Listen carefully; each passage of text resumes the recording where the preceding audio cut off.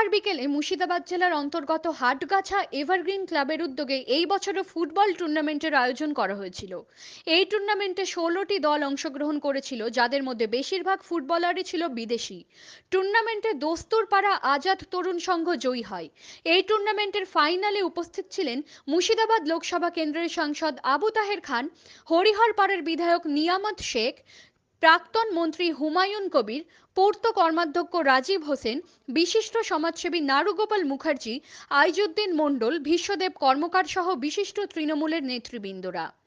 এই টুর্নামেন্ট ঘিরে মাঠ জুড়ে দর্শকদের উত্তেজনা ছিল চোখে পড়ার মতো।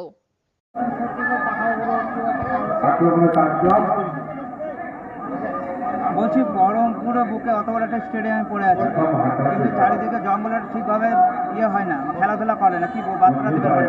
বহরমপুরে মুর্শিদাবাদ জেলার যেটা গর্ব বহরমপুর শহর, সেই শহরে যে বড় স্টেডিয়ামটা আছে সেটা খেলাধুলার উপযুক্ত নেই। অনেকটা জায়গা তো, সেখানে কিছু জায়গা আরটিও তার গাড়ি ঘোড়া রাখে, কিছুটা জায়গায় খেলা দেওয়ার স্টেডিয়ামও আছে, আর কিছুটা জায়গায় অন্যান্য গাড়ি ঘোড়া রাখার ব্যবস্থা হয়েছে। তো সেখানে আমাদের রাজ্য সরকারের পক্ষ থেকে ওই স্টেডিয়ামটাকে আমরা চাইছি যে আরও আধুনিকীকরণ করে যাতে খেলাধুলার পরিবেশকে এই জেলায় আরও উজ্জীবিত করা যায়। এখান থেকে আরও প্রতিভাবান ভালো খেলোয়াড় উঠে আসে, প্রত্যন্ত এলাকা থেকে অন্তত কোচিং হয়ে ভালো খেলার সুযোগ পাক জেলায় এসে। এই ব্যবস্থা নিশ্চয়ই আমরা আগামী দিনে করবো। ইতিমধ্যেই আমাদের রাজ্য সরকারের মাননীয় মুখ্যমন্ত্রী 3টে ফেজে গভর্নমেন্ট টাকা দিচ্ছে, 2 লাখ 1 লাখ 1 লাখ করে 5 লক্ষ টাকা প্রত্যেকটা ক্লাবকে দেওয়া হচ্ছে। তার মানে এটা একটা স্বপ্ন আমাদের কাছে, একটা গ্রামীণ ক্লাব তার এলাকায় খেলাধুলার জন্য 5 লক্ষ টাকা পাচ্ছে।